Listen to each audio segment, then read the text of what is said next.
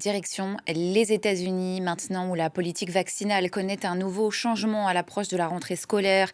Le président américain a de nouveau associé vaccination et autisme lors de la présentation d'un texte, alors même que la recherche médicale n'a jamais établi de lien entre les deux.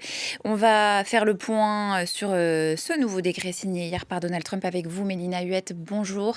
Bonjour Nina. Grand reporter chroniqueuse internationale ici à France 24. Alors, que dit exactement le texte signé par Donald Trump? Alors très concrètement, il raccourcit la liste des vaccins recommandés aux enfants américains, puisque les autorités médicales en préconisaient 18 jusqu'ici, et le décret n'en retient plus que 11.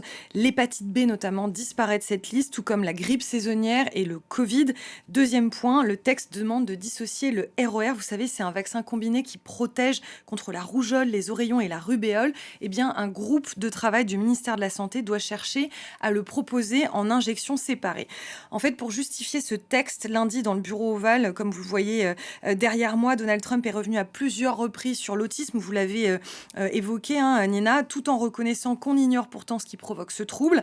Et à ses côtés se tenait son ministre de la Santé, vous le voyez sur ces images, Robert Kennedy Jr., neveu de John Kennedy, avocat de l'environnement à ses débuts, qui est devenu depuis 20 ans la figure de proue du mouvement anti-vaccin américain.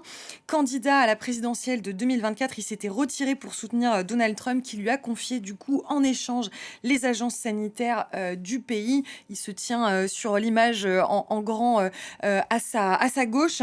Un point essentiel pour comprendre la portée du texte néanmoins, ce décret ne contraint personne en réalité. Ça y est, vous le voyez sur ces images. Robert Kennedy Jr. Aux États-Unis, les vaccins, ils sont exigés pour entrer à l'école, ils sont décidés par chaque État. Donc, ça reste pour le moment une figure qui est très symbolique, on va dire. Pourquoi une telle inquiétude dans le monde médical? D'abord parce que vous l'avez rappelé, le fondement scientifique n'existe tout simplement pas.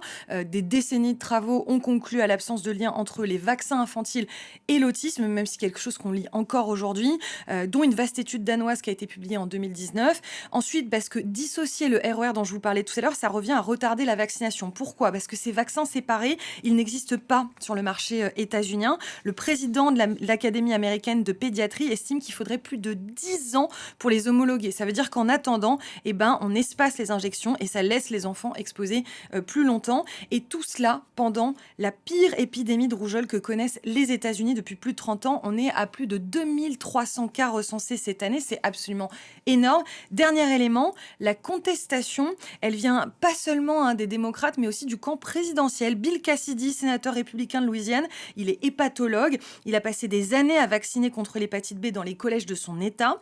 Et c'est sa voix qui a été décisive, c'est ça l'ironie, pour confirmer Robert Kennedy au ministère de la Santé, après avoir obtenu la promesse que les recommandations vaccinales ne bougeraient pas. Vous voyez, il voit aujourd'hui son travail défait. Il écrit lui-même que Donald Trump n'a pas les compétences pour opérer de tels changements. Vous voyez, ça ne fait pas l'unanimité dans son propre camp.